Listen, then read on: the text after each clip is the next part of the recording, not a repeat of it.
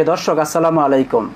আপনারা যে যেখান থেকে দেখছেন সকলকে স্বাগত জানিয়ে শুরু করছি আমাদের অর্থ ব্যবস্থা ও ইসলাম অনুষ্ঠান। উপস্থাপনায় আছি আমি ডক্টর হাসান আলী। আমাদের সাথে আলোচক হিসেবে উপস্থিত আছেন জনাব মোহাম্মদ আতিকুর রহমান খান খাদেম, বিশিষ্ট ইসলামী ব্যাংকার ও সার্টিফাইড শরিয়া অ্যাডভাইজার। আসসালামু আলাইকুম ওয়া রাহমাতুল্লাহ। আরও রয়েছেন ডক্টর মোহাম্মদ শহীদুল ইসলাম বারাকাতি, বিশিষ্ট ইসলামী চিন্তাবিদ। আসসালামু আলাইকুম ওয়া রাহমাতুল্লাহি ওয়া বারাকাতুহু। ওয়ালাইকুম আসসালাম ওয়া রাহমাতুল্লাহি ওয়া বারাকাতুহু। আপনাদের দুজনকে আমাদের অনুষ্ঠানে স্বাগত। আলহামদুলিল্লাহ। জনাব আতিকুর রহমান খান, আপনাকে দিয়ে শুরু করছি। প্রচলিত ধারার একটি ব্যাংকের একটি ইসলামিক ব্যাংকিং শাখার জন্য জনশক্তি নিয়োগের একটি সার্কুলার আমার নজরে এসেছে। সেখানে ইসলামিক স্টাডিজ আরবি বিভাগের স্নাতক ডিগ্রিধারীদের প্রাধান্য দেওয়ার কথা উল্লেখ করা হয়েছে। অন্যদিকে পূর্ণাঙ্গ 3টি ইসলামী ব্যাংকের 3টি সার্কুলারও আমার নজরে এসেছে, যেখানে একটি সার্কুলারে ইসলামিক স্টাডিজ আরবি সহ ইসলামী বিভিন্ন বিষয়ে স্নাতক অথবা সমমানের ডিগ্রিধারীদের আবেদনের সুযোগই রাখা হয় নাই। আর যে দুটিতে সুযোগ রাখা হয়েছে সেখানে এইসব বিষয়ে ডিগ্রিধারীদের প্রাধান্য দেওয়ার কথা বলা হয় নাই। আমার প্রশ্ন হচ্ছে, সব ক্ষেত্রে যেখানে স্পেশালিস্টকে প্রাধান্য দেওয়া হয়, তাহলে ইসলামী ব্যাংকিং নিয়ে জনশক্তি নিয়োগের ক্ষেত্রে ইসলামী বিভিন্ন বিষয়ে একাডেমিক ডিগ্রিধারীদেরকে সুযোগ না দেওয়া অথবা প্রাধান্য না দেওয়ার কারণ কি হতে পারে এবং এটা কতটা যৌক্তিক? আপনাকে ধন্যবাদ, অনেক গুরুত্বপূর্ণ একটা প্রশ্ন সামনে এনেছেন। আসলে ইসলামিক ব্যাংকিং পদ্ধতি এটা অপারেশনাল জায়গা। এখানে যদি একজন ইংরেজি সাহিত্যে পড়া লোক কাজ করতে পারে, বাংলায় লেখাপড়া করে কাজ করতে পারেন, অথবা আমাদের বিজনেস স্টাডিজে পড়াশোনা করে কাজ করতে পারেন, সেখানে ইসলামিক ব্যাংকিংয়ের মতো আর্থিক প্রতিষ্ঠানে ইসলামিক স্টাডিজ অথবা আরবি সাহিত্যে পড়াশোনা করে এসে কাজ করতে না দেওয়ার বিষয়টা আমার কাছে সুস্পষ্ট বৈষম্য মনে হয়। আসলে ইসলামিক আরবি বা ইসলামিক স্টাডিজে একটু ব্যাখ্যা করে বলা দরকার। স্টাডিজে পড়াশোনা করলেই তিনি ইসলামিক ব্যাংকিংয়ে খুব ভালো করবেন এমন না, কিন্তু সুযোগ সৃষ্টির ক্ষেত্রে লেভেল প্লেইং ফিল্ড থাকা দরকার। এটা নিশ্চিত যে ইংরেজি সাহিত্যে পড়াশোনা করে এসে যদি তিনি ইসলামী ব্যাংকে কন্ট্রিবিউট করতে পারেন, বেসিকলি তার কন্ট্রিবিউশনের ক্ষমতা হচ্ছে কমিউনিকেশন। যেহেতু উনি লিটারেচারে পড়েছেন, he can communicate much better then others, এটা ধারণা করা হয়।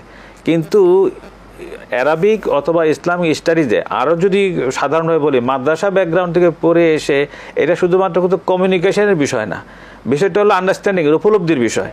যেহেতু ইসলামী ব্যাংকিং ব্যবস্থার মূল নস হচ্ছে কোরআন এবং সুন্নাহ, মূল জায়গাটা হচ্ছে কোরআন এবং সুন্নাহ।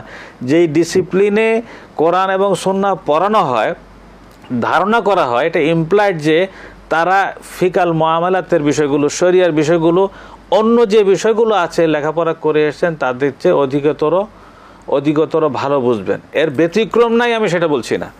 ইসলামিক ব্যাংকিং এবং ফাইন্যান্সে এমন অনেক লোক সারা দুনিয়ায় ভালো করছেন যারা বেসিকলি, এবং অনেক নন মুসলিমও আছেন যারা অনেক বড় মাপের স্কলার, যাদের যেহেতু নন মুসলিম মাদ্রাসায় পড়ার সুযোগটাই তারা পান নাই। এরকম অনেক উদাহরণ দেওয়া যাবে, কিন্তু এর অর্থ এই না যে আমি কাউকে সুযোগ থেকে বঞ্চিত করব।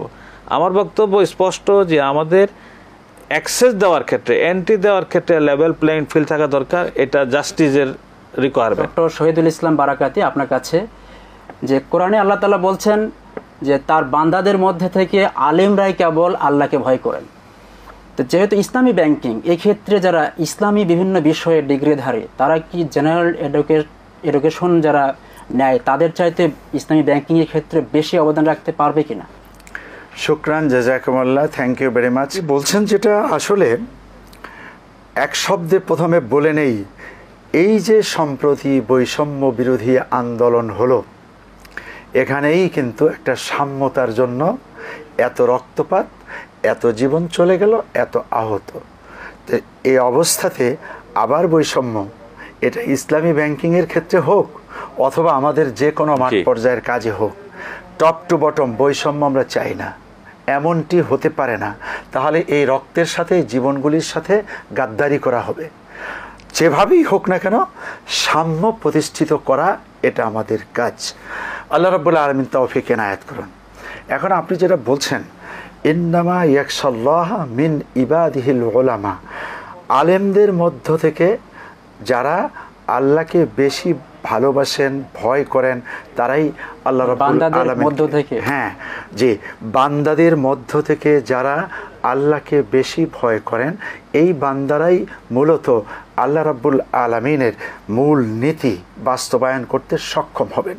এই ক্ষেত্রে আপনি যেটা চাচ্ছেন সেই কথা আল্লাহ বলে দিয়েছেন, অমা উতীতুম মিনাল ইলমি ইল্লা কলিলা, তোমাদেরকে খুবই সামান্য জ্ঞান দেওয়া হয়েছে। এই সামান্য জ্ঞানের মধ্যে আবার তিলকার রসুল ফাদ্দালনা বাদাহুম আলা বাদ, কোন রসুলের চেয়ে অন্য রসুলকে আল্লাহ রাব্বুল আলামিন ফজিলত একটু বেশি দিয়েছেন। কারণ কি? কারণটা হলো যে দেখা গেল যে দুইজনেই আল্লাহর মাহবুব বান্দা, কিন্তু কেউ আল্লাহকে অনেক বেশি ভালোবেসে অনেক রিস্ক নিয়ে কাজ করেছেন। পরীক্ষা হয়েছে অনেক কঠিন থেকে কঠিন। এই কঠিন পরীক্ষায় যারা উত্তীর্ণ হয় তাদের ফজিলত একটু বেশি হবে। তার মানে কি এটা নয় যে এই অগ্রাধিকার দেওয়া বৈষম্য নয়? না না, এটা বৈষম্য। একটা মানুষের ফজিলত, যেমন এই গ্লাসের ভিতরে আপনি রেখেছেন দুধ, ওইটার মধ্যে রেখেছেন ফ্রেশ সাদা পানি, আর এটার মধ্যে রেখেছেন মধু, এই তিনটাই কিন্তু মগ। এখন কারো কাছে দুধ প্রিয়, এই দুধটার দাম তার কাছে অনেক বেশি, আমরাও বলি এটা অনেক বেশি বেহেশতি খাবার। আবার মধু, সেটাও আরও বেশি দামি। পানিটা খুবই প্রয়োজন কিন্তু অপেক্ষাকৃত কম দামি। কিন্তু এর অর্থ এটা বোঝার কোনো সুযোগ নাই পানির কোনো দামই নেই, ওটা বাতিল না। ঠিক ওলামায়ে ইকরাম যারা সুনির্দিষ্ট সাবজেক্টে পড়াশোনা করেছেন, আবার ব্যাংকিংও বুঝেন, প্রচলিত সমাজ ব্যবস্থা বুঝেন, রাষ্ট্র ব্যবস্থা বুঝেন, আন্তর্জাতিক ব্যবস্থা বুঝেন, এমন ব্যক্তিদেরকে দিয়ে যে কাজটি হাসিল হবে, শুধুমাত্র একজন মক্তবের হুজুর দিয়ে সেটা হাসিল হবে না। আবার আমি কাউকে তুচ্ছ-তাচ্ছিল্য করছি না, জেনারেল শিক্ষিত আমার বন্ধু, তিনি আদৌ কোরআন হাদিসের উপরে, ফিকহের উপরে, মুআমালাতের উপরে, মাকাসিদে শরিয়া বুঝেই না, এমন ব্যক্তিকে দিয়ে সেটা হাসিল হবে না। অতএব মূল লক্ষ্য হাসিল করার জন্য মুক্তাজা হাল আরবিতে আছে, স্থান কাল পাত্র ভেদে মানুষটিকে বসাতে হবে। আর না হয় তাকে বসানোর পরে তাকে এক্সপার্ট বানাতে হবে, সে যেন এই বিষয়ে ডিসিশন নিতে ভুল না করে। আর হলো যে আপনি যেটা বলছেন, ওই জায়গায় যদি আরেকটা শব্দ বলি, সেটা হলো যে আলহামদুলিল্লাহ, আলহামদুলিল্লাহ ইসলামী ব্যাংকিং ব্যবস্থা এগিয়েছে। এবং একটু আগে আমরা সেন্ট্রাল শরিয়ার কথা শুনেছি একজনের পরিচয়ের মধ্যে, এই যে সেন্ট্রাল শরিয়াটাও কিন্তু পরবর্তীতে হয়েছে।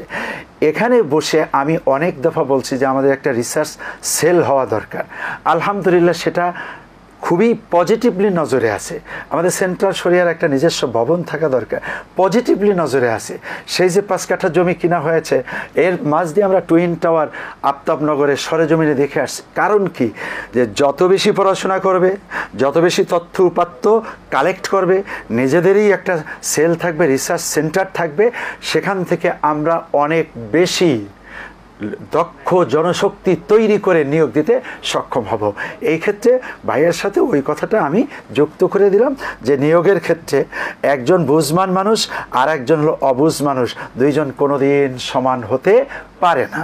হাল ইয়াস্তাউল্লাযীনা ইয়ালামুনা ওয়াল্লাযীনা লা ইয়ালামুন, আল্লাহ পাকের বক্তব্য পরিষ্কার, আল ইলমু নূরুন ওয়াল জাহলু যুলমা। এখন একটা জেহালাতের মধ্যে যে লোকটা আছে, সে অন্য শিক্ষায় যত বড়ই হোক না কেন, নিয়োগের ক্ষেত্রে এই বিষয়টি বিচক্ষণতার সাথে আপনারা যেমন দেখেন, আরও দেখার ক্ষেত্রে আমি অনুরোধ জানাবো যেন আমরা বুঝে শুনেই একটা লোককে যথাস্থানে বসাই। এ লক্ষ্যে আরবি একটা বিশাল প্রসিদ্ধ কথা আছে, আনজিলেন নাস বিকদ্রি মানাসিলাহুম, লোকটিকে মর্যাদা অনুযায়ী জায়গায় বসিয়ে দাও, তাহলে তার থেকেই আমরা অনেক বেশি ফলাফল আশা করতে পারি। আম গাছ থেকেই আমের আশা করা যায়, মাদার কাটা থেকে কোনোদিন ফজলি আমের আশা করা যায় না। দেশি আমও পাওয়া যাবে না, টক আমও পাওয়া যাবে।